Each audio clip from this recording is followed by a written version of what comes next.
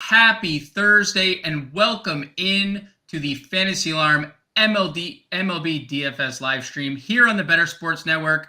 I am your host today, James Grande. No, that is not John Impemba, but we have another Boston Red Sox fan filling in his shoes. Henry Wilson on the call today. Also on the playbook today, Henry. First time, long time coming, working together. Henry, what's going on, brother? How's your Thursday been? I'm doing great. Happy to be filling in here and excited for our slate of games today. Yeah, not exactly the biggest slate to be making your on-screen debut here. Just 5 games, and who knows, at the end of the night, it could be 4, depending on how the rain shakes out in Dodgers-Cubs. But as of now, we have 5 games. It is a very interesting slate, to say the least, especially when you just focus on the pitcher's position specifically. There's not a lot to like here. But jumping into the slate, like what's your overarching thoughts on it, just like looking at it firsthand, like first time you gave it a look and until now? Yeah, this is, I think, the worst pitching slate we've had so far this season. Senga is the only pitcher on it I trust. He's obviously the most expensive, but I think he's the only good pitcher on the slate. Because after him, you have Sean Manaea for $9,900. And why is Sean Manaea $9,900? That's insane. So I like Sean Manaea. Don't get me wrong. I think he's a decent pitcher, but there's no way I'm paying $9,900 to put him in my lineup. I agree. And to your point, when we head over to, we could just take a look at Las Vegas and some of the odds over there before diving into pitching. Sean Manaea tonight is actually an underdog at home, plus 100 at home, going up against Kodai Senga, who is the favorite, minus 125 on DraftKings Sportsbook. So like paying $9,900 for a guy who's not even guaranteed to win is tough to get to. The biggest favorite on the board is Matt Strahm in the Philadelphia Phillies, minus 210 over on DraftKings Sportsbook. Roansy Contreras in the Pittsburgh Pirates, minus 165 against the Reds, who are on the road, which is obviously notable because they don't get to enjoy Great American Ballpark. It was Jameson Taillon. Now Javier Assad is now starting for the Chicago Cubs. Still even odds in that. I'm a little surprised. Maybe throughout the show we'll get something updated there. I'm not totally sure what to make of that. Maybe that's just not respecting Michael Grove all that much on the flip side for the Dodgers. But yeah, I mean, other than Matt Strahm, who, isn't the most reliable fantasy asset, there aren't a lot of big time favorites that like you see and you're like, oh yes, I would love to plug that guy into my cash lineups, right? Yeah. And Matt Strahm, I mean, you said he's the second highest to get a win there, but I don't trust him to go the length to get a win. Right. He's only gone 67 pitches as his max, and I just don't feel like they're really like stretched him out. I don't know if he's got more than 70 pitches in him. So I don't trust him to go a full 5 innings. Where I love the Phillies today. I think they have a great chance to get a win, but I don't trust Strahm to be able to get that win. Yeah, so let's dive into pitching, and we can just start. We could just start on, we don't have to go in any type of order. Let's start on Matt Strahm. I think the most vocal pitcher thus far about the pitch clock from start to finish. He has not liked it. He hasn't fared poorly with the pitch clock. Last start, he was removed with the thumb injury, but he's obviously back just 5 days later, and back on the mound. So like, what do we expect? I guess 67 pitches was his max, and that was last start. There was a lot of walks. There was some strikeout equity though. He has back-to-back games of 6+ strikes. Like, what do you make of Matt Strahm? Like, what is Matt Strahm's upside for you? And like, where do you think he settles in pitches? Like, is he actually a guy who can get to 80 pitches today? I don't think he's a guy that can get to 80 pitches. The injury doesn't worry me because it was just a cut thumb. That shouldn't be something that like comes up again. So the injury doesn't worry me, but it just, even though they're starting him, it seems like they're not trying to stretch him out. And I just don't see him going past that 70 pitch limit. So, well, I think it will be decent innings when he goes. Like, I think there is some strikeout potential there. I think he's looked good. My really only concern is that pitch limit. I just don't see him getting past that 70 pitch limit, which sure, if he's efficient, maybe he can get 5 innings out of that. But I just have a hard time betting on him being able to go that 5 innings with that low pitch count. Yeah, I think the word you used there was perfect, efficiency. He has to be efficient in order to get to 5 innings. That's the one time he was. 5 innings, 4 earned. He was good against the Yankees, don't get me wrong, in Yankee Stadium, not obviously the easiest place to pitch, but only went 4 innings there. So, yeah, I agree. If you are using Matt Strahm because the slate lacks pitching depth, then yes, that's fine. He's only 7K, but if you are relying on Matt Strahm to get a win, that is, I think, a bold strategy. So let's go back to the top of the list. And Kodai Senga didn't look great against Oakland in a spot that I think a lot of people figured he would, especially coming off the 2 starts in Miami. But it was Miami, right? So what do you make of Senga here? 10-3. He is the only pitcher priced over 10K. Manaea 99, you mentioned after that. Waka 86. Like in cash games, Senga is probably 90% owned or so, just given the lack of depth. Yeah, I mean, I think he's the only real pitcher with good upside here. Senga throws a splitter, so he lives and dies with a splitter, which we know is a pitch that you either have it or you don't on any given game. So yeah, he struggled against Oakland, but the splitter wasn't there. So I think people might be shying away from that start, but if he comes back and he has feel for the splitter today, he could tear up the Giants. The Giants are leading the league in strikeout rate.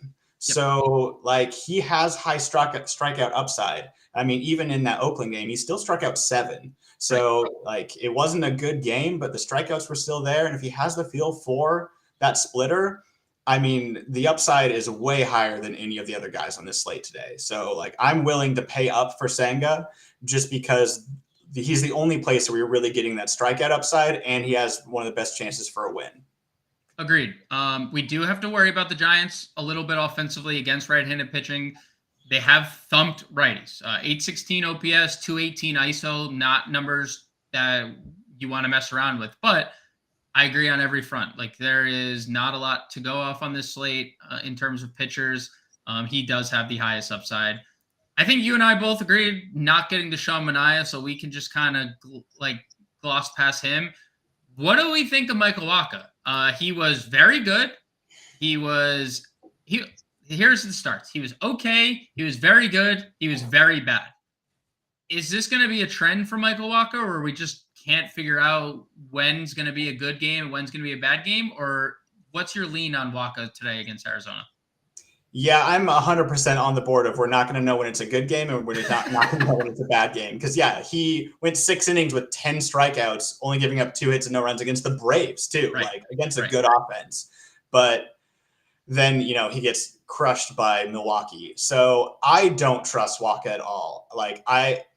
I'm not going to say you're stupid for playing him here because we saw him shut down the Braves, but I would err more on the side that we see the Wacha that got blown up by Milwaukee and not the one that struck out 10 Braves.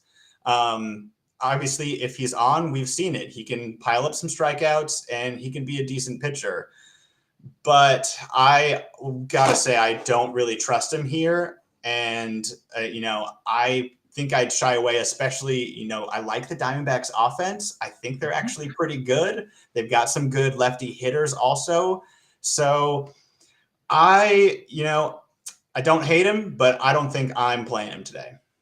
I agree. And the Diamondbacks, for what they are, only a 19.9% K rate this year against right-handed pitching, 6th lowest in baseball. They don't walk at all. So, they could chase everything out of the zone, and Michael Wacha could get 21 outs, and 20 of them are soft grounders or pop-ups or whatever. But it's a tough spot.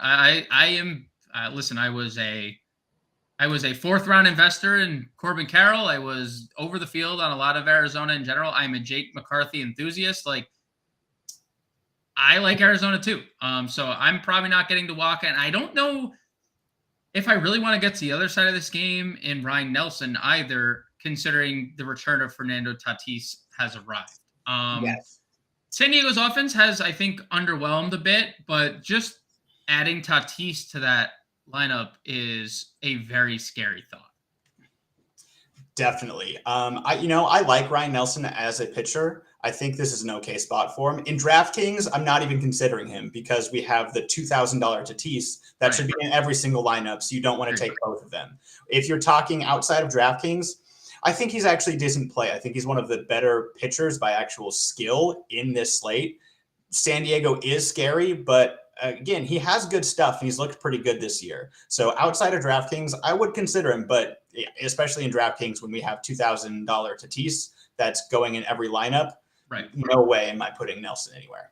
I agree. And our boy John and Pemba in the chat, looking good, guys. Let's get it, John. Hope you're enjoying Viva Las Vegas. Don't come home broke. Rebecca will kill you if you do. So make sure you still have money to pay for the wedding, John. So yeah, hope you're having fun out there. Let's move down the list. And I agree. For Fernando Tatis, I think is $4,500 on FanDuel. Much different pricing, I'd say, than the $2,000 on DraftKings. Yeah, I think it's the most expensive hitter. Most expensive hitter on FanDuel versus the Stone Cold Man on DraftKings. Makes total sense. It makes total sense. Let's talk value.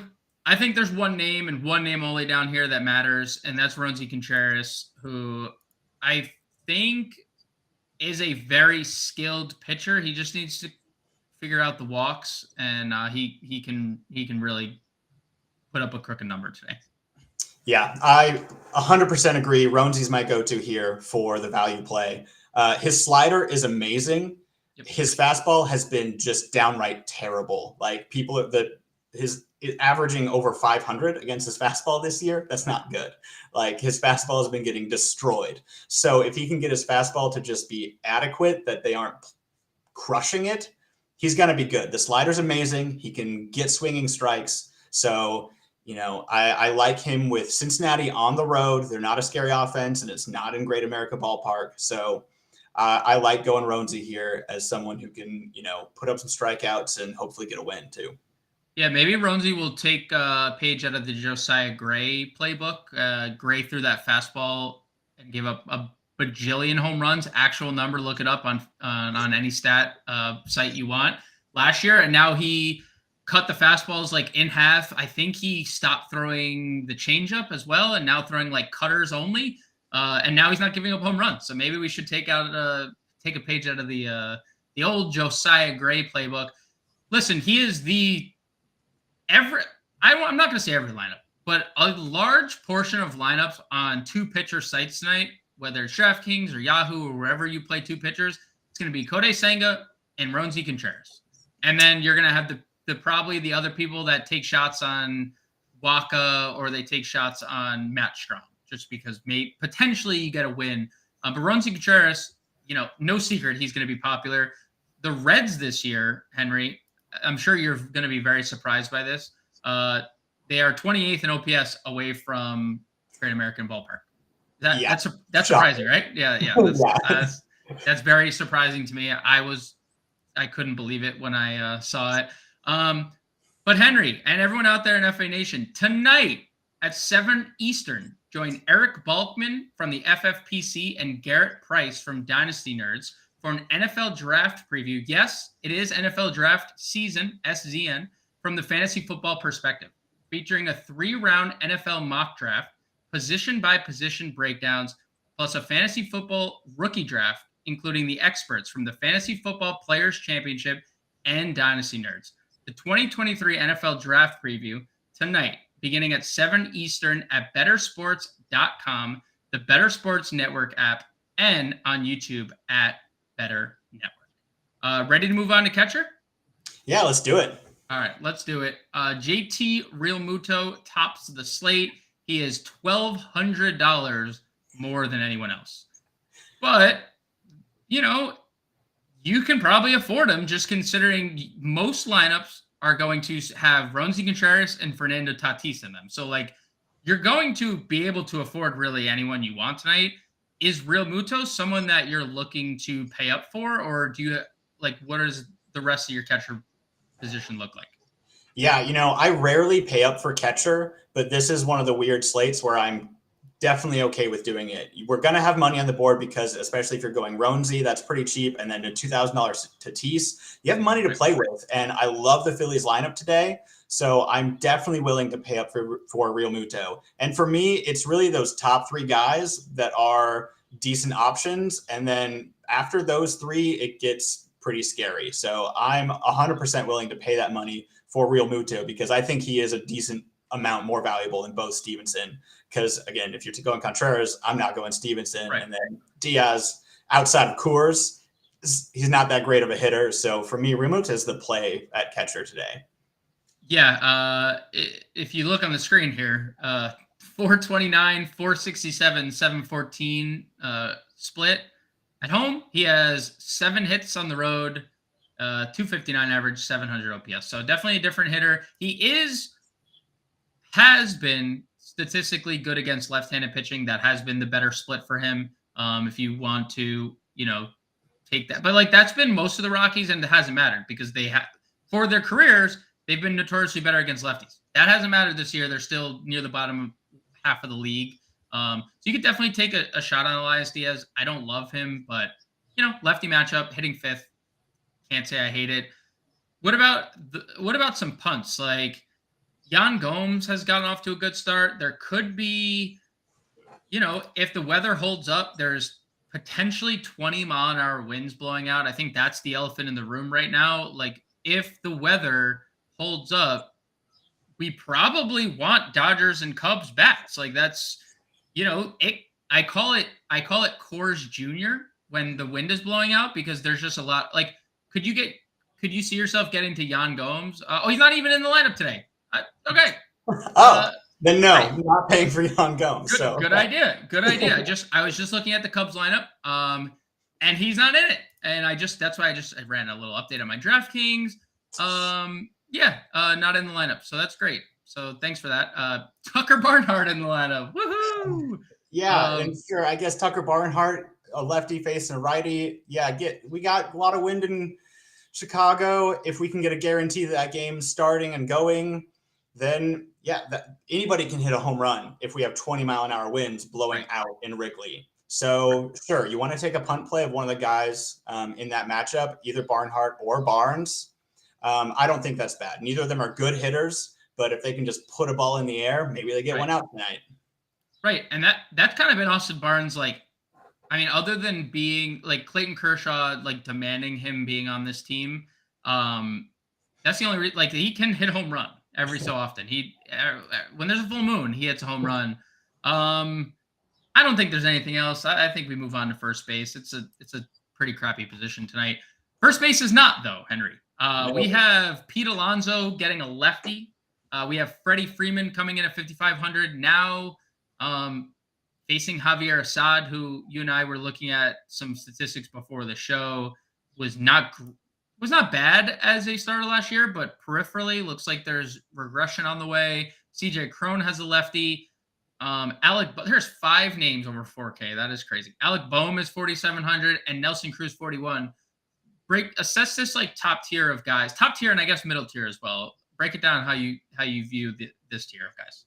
Sure. This top tier, I mean, I love Freddie Freeman. Again, in Wrigley against a righty who didn't know he was starting until like half an hour ago, probably. Right. Yeah, sign me up. Alonso's still a decent play too. Even lefty-lefty matchup, he kills both sides. He can definitely have some lefty-lefty crime. But I think Freeman's my favorite of this top. I also don't hate Boehm just because I love that Phillies lineup. But it's also a lot to pay for someone who's batting that far down in the lineup. So if you're stacking Phillies, I think going with Boehm is a decent idea. But as far as just who's the best value here among the top, it's Freddie Freeman for me. Okay.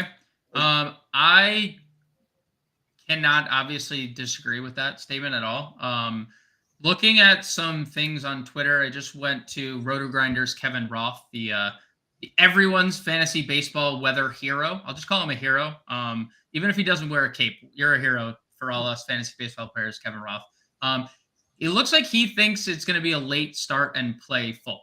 So that's great news, especially for offenses, because again, 15 to 20-mile-an-hour winds in Wrigley Field is, I mean, Look, the line, I'm just going to Vegas odds. We'll just circle back real quick. The game opened at 10.5. It has been bet up to 11.5. That is Coors-esque, right? I mean, Yeah. so I'm with you. Yep. Freddie Freeman is the top dog. He had the double dong the other night. Obviously, saying y'all must have forgot I'm Freddie Freeman. I had one home run up until that point, but let me just hit two out. I think Alonso for the power. Manaea has not been great. Alonso is a freak of nature versus every split, but I mean, already eight home runs this year. Obviously, tough ballpark. So give Freeman the edge. And I like Bohm in your stacks. Talk to me about the Pittsburgh Pirates. Like, do you have any interest going up against Luke Weaver making his debut here? Absolutely, because let's talk about it. The Pirates have been hitting. They just keep hitting. Maybe it will run out eventually, but they keep putting up runs like they are. And Weaver has not been a very good pitcher in quite a while. And in making his debut here, I have zero confidence in him. And I am totally for continuing to stack the Pirates because, we just got done stacking having their stint in Coors, but now against Weaver, sure, they're still cheap. I'm happy to go after some Pittsburgh Pirates today. Yeah, I mean, and we have two right here at the first base position. Connor Joe hitting fifth tonight, $3,600. Fortunately for us, he has outfield eligibility as well. If you wanted to play Carlos Santana, who is also coming off a great series in Coors, 5 hits in the 3 games, 5 RBIs over that span. Do you have a preference between Joe and Santana if you were to pick one? I mean, we don't need to pick one because we do have the luxury of playing Connor Joe in the outfield as well. But if you're playing FanDuel or if you are just choosing between Connor Joe and Carlos Santana, do you have a preference between the two? Probably Connor Joe. Carlos Santana is usually a better hitter against left-handed pitchers. He hits pretty well against both. And again, I'm not expecting a lot of Weaver, but I think I like Connor Joe here, by a little bit.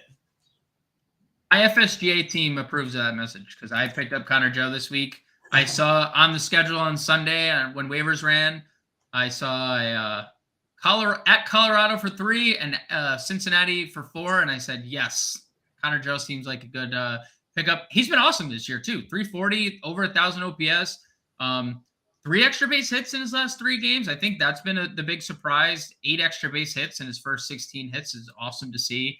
This is like 2 years ago, Connor Joe, not last year, Connor Joe. Yeah, hopefully he can keep it up. Because last year Connor Joe was not great. Not great, Bob. Not great. Anything else interest you? Pavin Smith, 2,800 is interesting. He's been good. Both Cubs first baseman, 2,600. Anyone down here below 3K? Pavin Smith for me. I mean, he's hit a home run in each of the last 2 games. And then he gets another decent matchup here. Again, when he's facing a righty, he's not a great hitter. You can't play him against lefties. Yeah, Henry, don't even worry about it. Don't even worry about it. I'm going to cut you off. I just looked at the Diamondbacks lineup. Not in it. They just released it. Really? He's unfortunately not in it. It just came out. Christian Walker starting at first and Lourdes Gurriel DHing. So no Pavin Smith tonight. Again, which is kind of brutal because he's been so good and has the lefty-righty split here. You'd think that they'd want him in the line. Yeah, he's lefty-righty split. He's hit home runs his last 2 games. I don't know why they wouldn't keep riding with him because I was happy to keep riding the hot streak for him. But if that's the case, sure, I could see going for, again, either the Dodgers or Cubs guys down there. But Pavin Smith was really the one that interests me. So if he's out, I'm probably going to go higher up. Any Christian Walker love in like tournaments or anything? No Christian Walker love against a righty. No. He's good. Yeah, he's good. He is much better against lefties. A lot of power against the southpaw variety. Let's shift over to second base. Jonathan India tops the position. Thairo Estrada, 5,400. He also has outfield eligibility. I don't love either spot. I mean, I think you can obviously, if you're being contrarian and you want to target Roansy Contreras or Kodai Senga, like that's probably the one condition you use at either of them, right? Yeah, I think so. Again, I think it's not something that I would be doing today, but it's not like you'd be stupid to target Roansy Contreras. He can get blown up. And then, the Reds offense could put up some runs, but outside of Cincinnati, like spending up 5,500 for Jonathan India, I don't think there's really that value there. Agreed. So let's talk about the rest of the position where we have Ryan McMahon. He gets a lefty. Nico Hoerner. I hope you don't have anything bad to say about Nico Hoerner because we are a Nico Hoerner fan club here at Fantasy Alarm. We talk maybe more than any other player. I mean, you'd be shocked if you listened to the podcast John and I do. Nobody talks more about Nico Hoerner. Ketel Marte, 4,300. Let's make sure he's in the lineup. Nope, not in the lineup. Don't need to worry about it. Also not in the Diamondbacks lineup tonight. Jaquan Bay hitting 8th at 4,100. Bryson Stott hitting 39. What do we think of that 3,900 and up tier? Yeah, I got easy two favorites and the two leadoff guys. It's Nico Hoerner and it's Bryson Stott. You get Hoerner leading off in Chicago with that wind. Yeah, again, I love Nico also. He's awesome. But I think I love Bryson Stott even more because he is too cheap to be leading off in that Phillies lineup. And that dude's hitting. Like, that dude just keeps hitting. I think he had a rough rookie season, but I think he's figured out the plate. And I think he is just being criminally undervalued. And I love both of those plays today. It doesn't look like we all are Nico Hoerner truthers, as Howard Bender has popped in the chat and said not all of us are Nico Hoerner truthers. Well, Howard, you are now exiled from this channel. Not allowed. You can see yourself out until you come back with a better attitude. Because we don't appreciate that around here. I will go to bat for my boy Nico Hoerner. I do like Bryson Stott a lot, and look, there was he flashed some upside last year, double-digit stolen bases and home runs. Just not. I think we were hoping for a little bit more. But hitting in front of Trey Turner definitely helps the runs, and I think there's if he continues 100-run upside maybe for Nico or for Bryson Stott. It is interesting. 332 WOBA last year to left-handed pitchers for Ryan Feltner. So, lefties do have a good split against them. Righties have an even better split that we'll talk about coming up. Donnie Boone in the chat says, go Cubs, Nico 100. Look at this.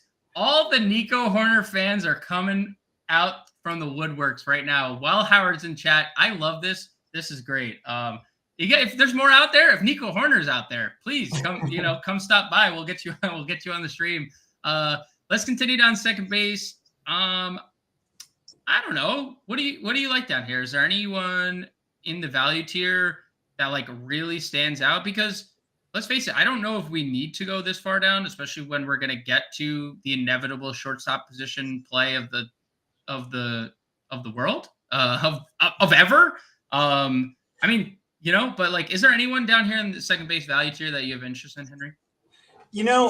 Not really. I kind of like Rodolfo Castro, but mostly when he's facing a lefty, he dominates lefties. But against a righty, even though I don't trust Weaver, I don't think I want to go there. And then after that, I don't think we need to overcomplicate it. I don't think you should be down in this tier for second base. Agreed. Castro would probably be the only name for me as well. But he is just better from the left side or from the right side facing a lefty. He mashes left-handed pitching. Hit another home run on Wednesday. But yeah, gets a righty. Not in Great American. Not in Coors anymore. Let's move on to third. And third base is generally a position we like to spend up on. And I think that's going to be the case here. If there's 15 to 20 mile an hour winds blowing out of Wrigley Field, I want home run odds on Max Muncy. I might do a ladder home run bet or waterfall home run bet. You bet 2 Max Muncy to hit 1 home run, Max Muncy to hit 2 home runs. Because he is mashing right now.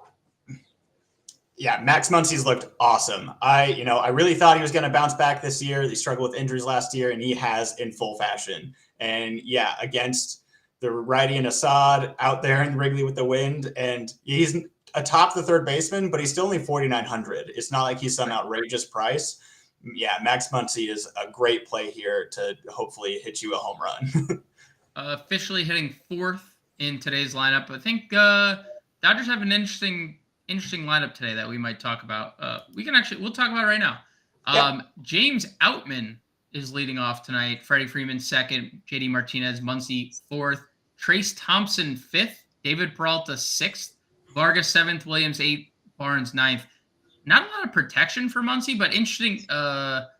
Trace Thompson hitting fifth is interesting, and we'll get to the outfield shortly. Outman leading off. Thoughts? Do you like that? Love that. Yep. Okay. Outman's looked great. Put him in the leadoff spot in front of Freddie Freeman, and then Martinez and Muncy. Yeah, he's still going to be cheap. I absolutely love that. Yeah, I do too. We're going to get to outfield and look at Outman's price and probably like that quite a bit.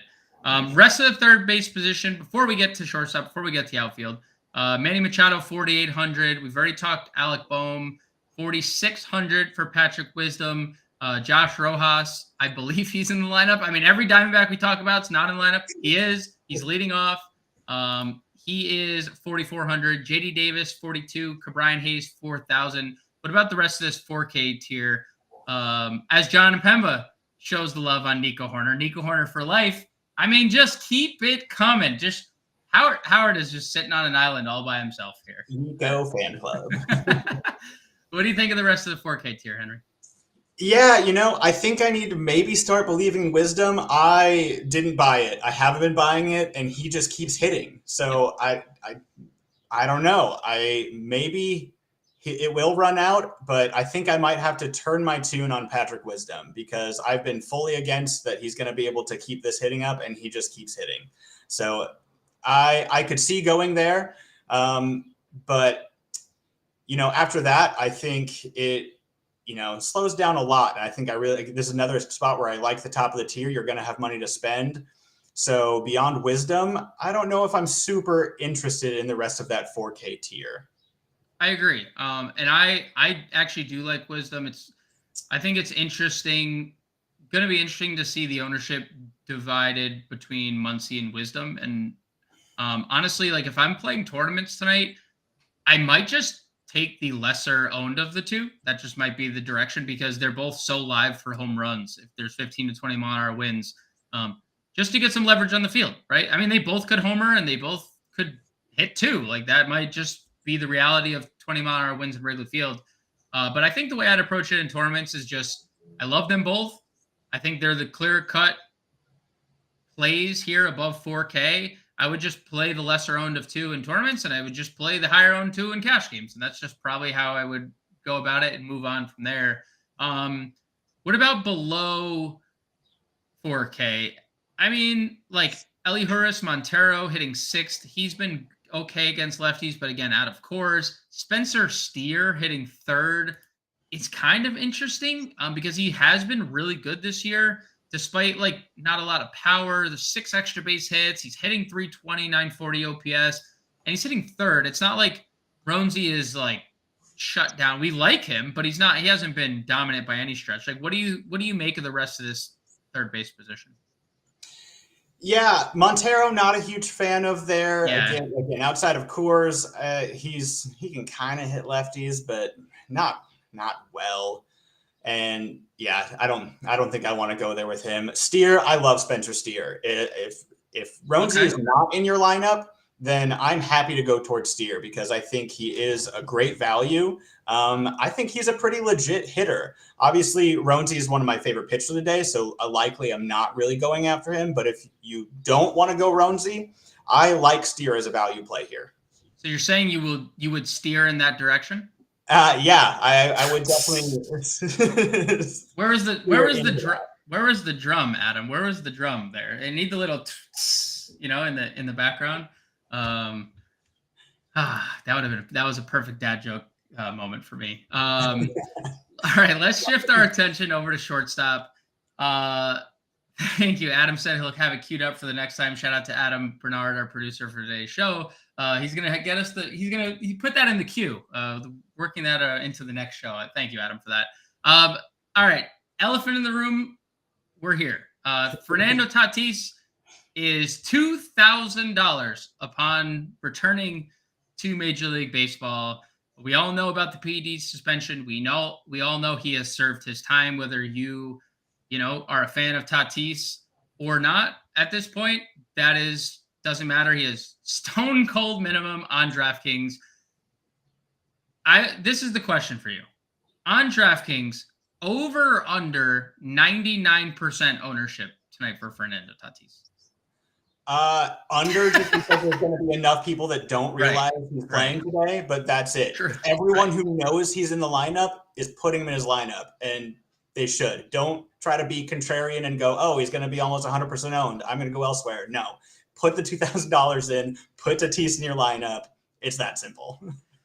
There is actually no downside to playing Fernando Tatis today. There's none, because if he's 2K and he goes 0 for 4, you didn't just pay for a 6,000 Aaron Judge who went 0 for 4. You paid for someone who is $2,000. Now, different conversation for those playing Fernando Tatis on FanDuel. He's 4,500. He's the most expensive hitter. But he is, like, we are never going to see his price half this. Like, it's going to be 5K maybe by tomorrow, right? Like, maybe by Friday, he's 5K. Yep. I mean, Tatis is an amazing hitter. There's literally no downside, because again, if he goes 0 for 4, he's going 0 for 4 in basically everyone else's lineup also. Right. So like, there's just no downside. Again, maybe for outside of DraftKings, I do like Trey Turner. I think the Phillies are my favorite matchup today. So like, sure, I could maybe see going him there, not on DraftKings, but it's Tatis today. I mean, until his value goes up tomorrow, which it will, it just don't overthink it. Justin Fensterman in the chat, appreciating my dad jokes. Fancy from one dad to another. I appreciate you for appreciating my dad jokes. So shout out to Justin Fensterman, host here on the Better Sports Network and SiriusXM, does great work over at fantasyalarm.com. And speaking of fantasyalarm.com, Fantasy Alarm has all of the fantasy football and betting content you need to prepare for the NFL draft and the upcoming season. Featuring Britt Flynn's mock draft, rookie scouting reports, NFL team needs, player projections, Discord chat, and more. For a limited time, get the complete NFL package plus DFS playbooks for all sports at an additional 20% off the already discounted annual price with promo code NFL Draft at fantasyalarm.com. That's promo code NFL Draft at fantasyalarm.com. So big shout out to Britt and all of the great work she is doing for the NFL draft.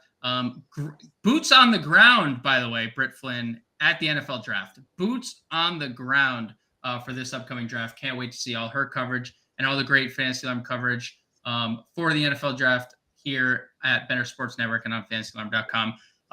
Anything else at shortstop that we really need to talk about? I guess let's appeal to the we obviously have the DraftKings slate up, but let's to appeal to the FanDuel players out there. Fair. Because 4,500 for Tatis isn't as obviously a slam dunk. Like, what else would be of interest to you on FanDuel? Obviously, price, excluding price, because we don't have that up. We're obviously looking at DraftKings. I mean, Dansby Swanson in the wind. You could also play Bogarts. I love Lindor against left-handed pitching. What else is your cup of tea here at the shortstop if you're not playing Tatis on FanDuel? I agree with the Lindor take. Anytime he's going up against a lefty, I'm all about that. Manaya's not a great lefty either. He's okay. But yeah, Lindor is a great play there. I also mentioned my love of Trey Turner just because I like the Phillies lineup today. Right. So that's great. But I also think Xander Bogaerts is a decent play. You get Tatis back in that lineup. I think they could put up some runs. And Bogaerts has been kind of great. He hasn't been like amazing, like crushing the ball, but like he's hitting every day. Like he is getting hits, period. How much does it pain you to watch Xander Bogaerts be this good? A little bit. I love Xander. I think I've just gotten used to watching players, go away. So I've gotten good at just rooting for him still. Okay. But it does make me a little sad. But still love the guy, rooting for him. But yeah, wish he was doing it in a Boston uniform. You are right, though. He has been fantastic, especially against righties. 440 average, 530 WOBA against right-handed pitching this year. Insane. So I agree. I think Xander's a great play. And on FanDuel, you can play Tatis and Xander because you have the util spot there. So if you wanted to play them both, you can. If you wanted to play a Phillies or a Padres stack, you can. I largely agree.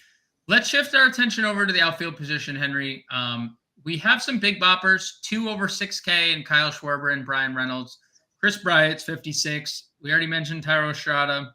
Nick Castellanos, for whatever reason, is 5,300.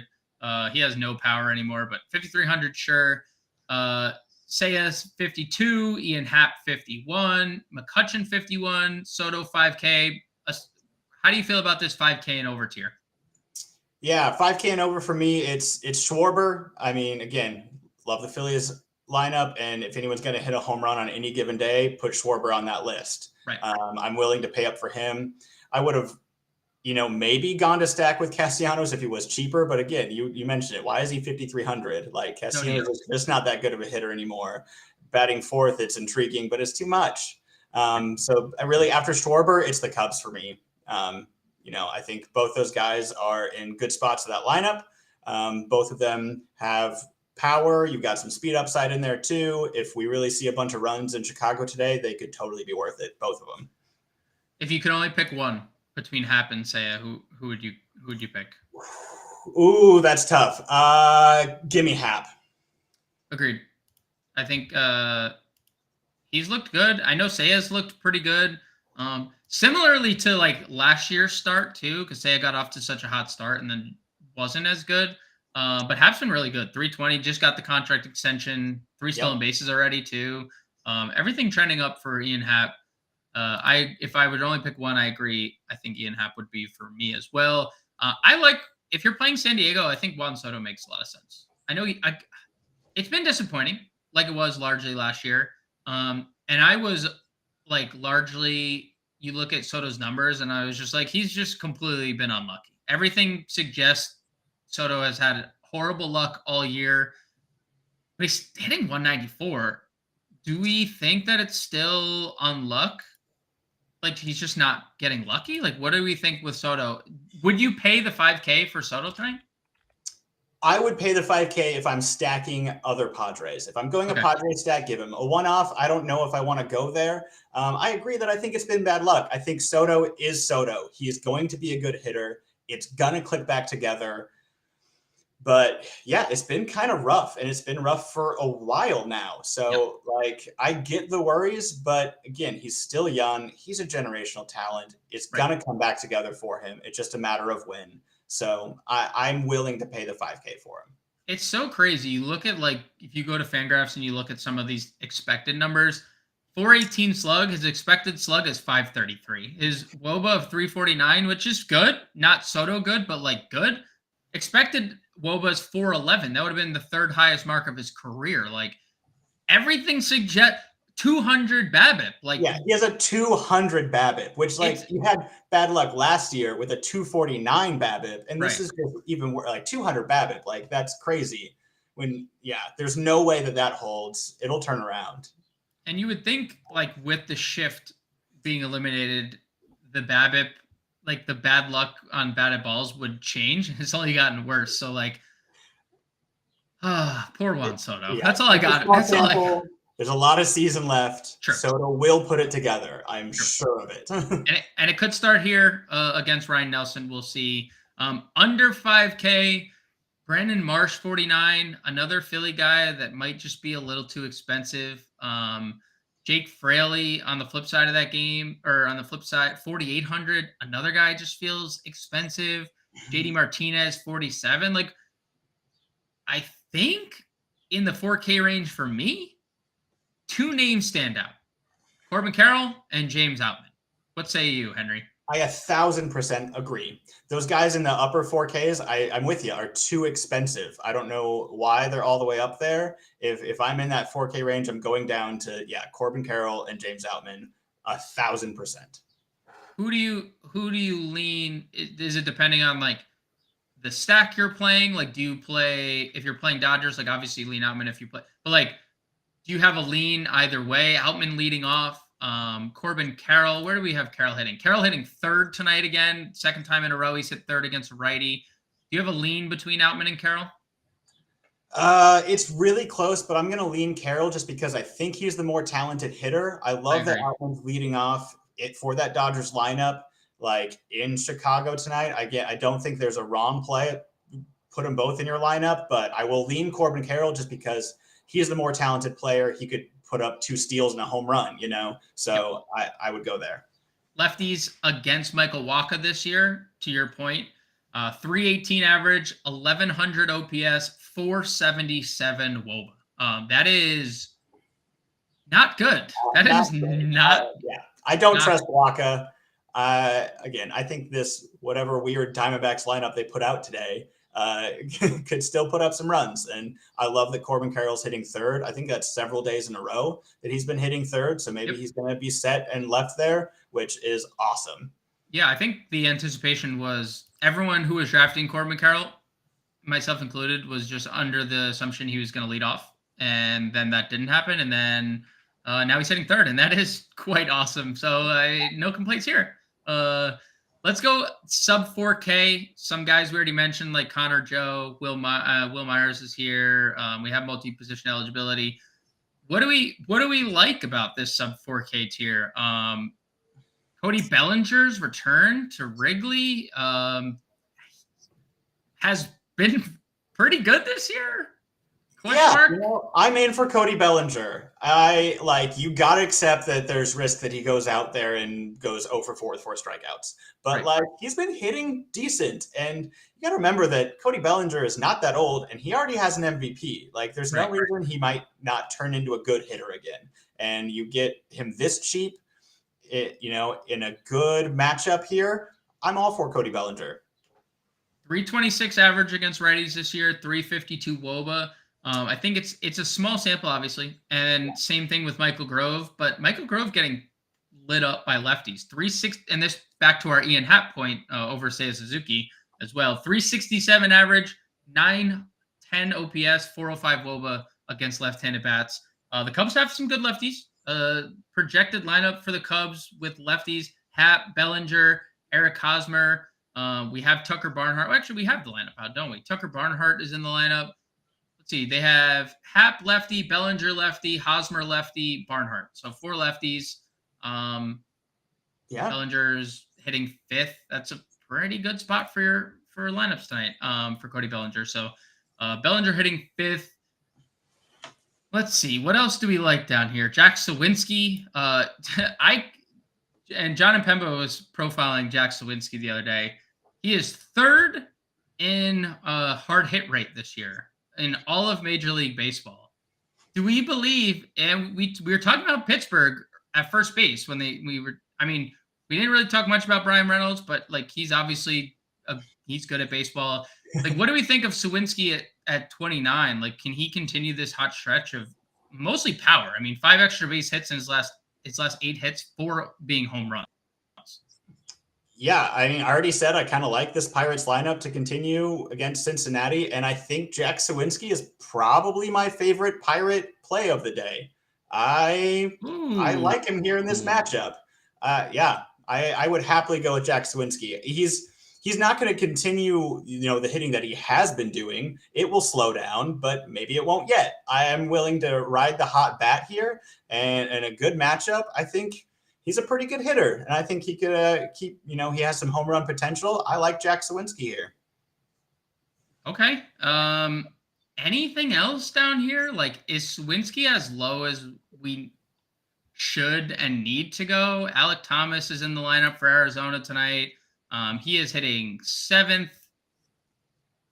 Where's my boy Jake McCarthy? We skipped over him. $3,000. He is back in the lineup hitting 5th, but he's been bad. And I was a McCarthy believer going into the year, but he has been bad. Yeah. I hate seeing this. Poor guy. Trace Thompson hitting 5th in Wrigley. Any thoughts there? Yeah, again, hitting 5th in that lineup, you could go for it. We saw him put up 3 home runs. We know that that's possible. It's unlikely that he ever does that again. Trace isn't an amazing hitter or anything, but when you let him bat 5th in that Dodgers lineup, with wind blowing out, I could see going there. Anything else in the outfield? No, in this range, I think, Trace Thompson, Jack Sawinski interest me, but beyond that, I just don't think you need to be messing around down here. Okay, so as per tradition, we have about 8 minutes or so left. If you have any questions, guys out there listening, watching, send them in. Henry and I will be happy to answer them until we get out of here. Roster lock is at 6:35 Eastern time tonight. So make sure to get your questions in. And look at the ticker below, fantasyalarm.com/all-pro for the first 6 months. Serious discount just using the code NFL. Promo code right there, NFL 50, $19.98 a month. Can't beat that. So make sure to go to fantasyalarm.com/all-pro to do so. So as per tradition, Henry, we build a lineup at the end of the show. So we could start at, well, actually, hold on. Let's start at shortstop. Easy start here. Yep. Put Tatis in. We'll start there. Per tradition. Well, I mean, that's just, I know that it's in front of us and there's 2K. Like I see it and then we've all talked about it all day. I just don't understand why it's still here. No sense. So what do we want to do at pitcher? I think I have an idea of what we're going to do. I'm assuming we're going to spend up on Senga. Yeah, I think both of us agreed that the Senga, Roansy, Contreras is really our favorite two of the day. Yep. I agree. Senga, Roansy, Contreras. So that gives us about $4,500, just under $4,500 a player. Did we have anything else like that we wanted to just lock in at a specific position? I know we're obviously very interested in Cubs Dodgers specifically. I think that's probably like the best spot on the board, just whatever side of the game you wanted to use. So how do you want to approach the lineup? Do you want to stack Cubs Dodgers? Do we want to just get who is your, okay, let me ask, other than Tatis, who's your must owned play of the day in this lineup? Yeah, I have to agree with Adam. Just said Muncy at third base. I think I agree that I think Muncy is a must at third base again, because you could go the other side to Wisdom, but I trust Muncy so much more than I trust Wisdom as a hitter, and I want to lock in Muncy at third base. Okay, and he's already had multiple 2-home run games this year. Yeah, he has broken multiple slates. He has hit homers against righties. He hit homers against lefties. And if they are going to wait this game out, I am perfectly fine getting to Max Muncy. Do we want to also go Freeman at first? I know it seemed like he was your favorite first baseman. I mean, I think we can afford it. I think there was some value at other positions that we're going to get to that we could. Yeah, I think especially if we're going Muncy, we want to start grabbing some Dodgers. I agree. I think there's some value, especially at outfield, that I think we can afford Freeman. I like it. I think Freeman's a good move. All right. So maybe we okay, so we got a question. Michael Rojas in chat asking us Jose Barrero or Nick Senzel, both on the Cincinnati Reds. Barrero has they both actually have pretty good eligibility. If you were to play one of these guys, Barrero definitely has more power. Senzel is definitely the higher prospect, or at least the more highly coveted prospect of the two. What would your lean be, Barrero or Nick Senzel? I would lean Barrero. I just don't trust Senzel that much. Yeah. So if you're going into that bottom of that lineup, it's Barrero for me. Yeah, and unfortunately, Barrero has you're playing both at outfield. If you're using either of them, you're not playing Barrero over Tatis at short. And Senzel, you're not playing over Muncy or Patrick Wisdom. So I agree. I'd go Barrero as well. Probably not in either one really in my player pool, but I can understand if you want to get there if you're using Reds, because Reds are going to be contrarian tonight. Where are you thinking a catcher? We can spend all the way up or we can spend all the way down on one of the Cubs, Dodgers. I don't have a preference. I think this position stinks. I like what I've seen from Gabriel Moreno as well. Moreno hitting 6th tonight for the Diamondbacks. What's your assessment of the catcher position? Where do you want to go? Yeah, since we've spent up at first and third, I don't know if we should spend up at catcher. So I think you punt and go either Moreno, or you take, like we said, Austin Barnes or Tucker Barnhart and just hope for one of those guys out there. Maybe go Austin Barnes since we have Dodgers, but I could see going anywhere there. And I like Gabe Moreno as a hitter too. So I feel like I'd rather play Austin Barnes is just he is I know he's still a base. Like, I'm so happy for him. He's still a base on Wednesday, but he is such an offensive zero. I know he can hit a home run every once in a while. I think I'd rather go Gabe Moreno, who we think is actually a decent hitter, even outside of the wind, than having to try to hope Barnes can actually put his bat on the ball. All right, let's go. Let's go Moreno, who's looked better of late. What are we feeling at second base? What's your second base flavor? I know. Listen, this is a Nico Horner podcast, so be careful with what you say moving forward here a second. I think Bryson Stott was my favorite over Nico. I think it's between those two, but with all the Nico Horner love, I feel like we have to put Nico in a lineup. Like, it feels wrong to not put Nico in at second base, right? Yeah. Yep. And we're not just playing him. Like, he's been awesome. Yeah, and he has 9 stolen bases already this year. So righty on the mound, another likely scenario, he steals a base. Nico Horner 45 sounds good for me. And then we get to the outfield, 4,600. Who's your one outfielder we gotta have? For me, since we're already stacking Dodgers, give me Outman leading off in that lineup, who's cheaper and will give us some money to spend for other outfielders. Let's go Outman 4K, 5K. That could get us Soto, but I don't know if it gets us anyone else, really. Like, if we played Soto here, we would still have the issue of having 5K. Yeah. And neither one of us really liked this tier. I think I'd almost rather pay farther up and go for like a Schwarber or one of the other Cubs and then take a cheaper outfielder. So if we did Hap, and we're basically just almost game stack, what do we have? 1, 2, 3, 4, 5 pieces of this game. We could get play Corbin Carroll. We could play JD Martinez, who's here, $4,700. He's been okay. Another former Red Sox. Committing to would that be our 5th Dodger, committing to a 5-man Dodger stack, which I'm not four Dodgers and 2 Cubs. We'd have a full game stack with one-offs of Moreno and Tatis. I'm not opposed to that. If Thunder comes in and this game gets canceled, we're ruined. But I wouldn't hate throwing JD Martinez within that, and we have the whole top of that Dodgers lineup. All right. Well, I think that's the lineup as we get out of here. Big shout out to Adam Bernard for producing the show. After us, coming up at 7 p.m., the High Stakes Fantasy Football Show with Eric Balkman, followed by Dynasty Nerds with Garrett Price at 9 p.m. At 7 p.m., sorry. And that'll do it for us. Big shout out to you, Henry. Thanks for filling in. John and Pemba, have fun in Vegas. And we'll be back tomorrow with another Fantasy Alarm MLB DFS live stream. Great. Sounds great.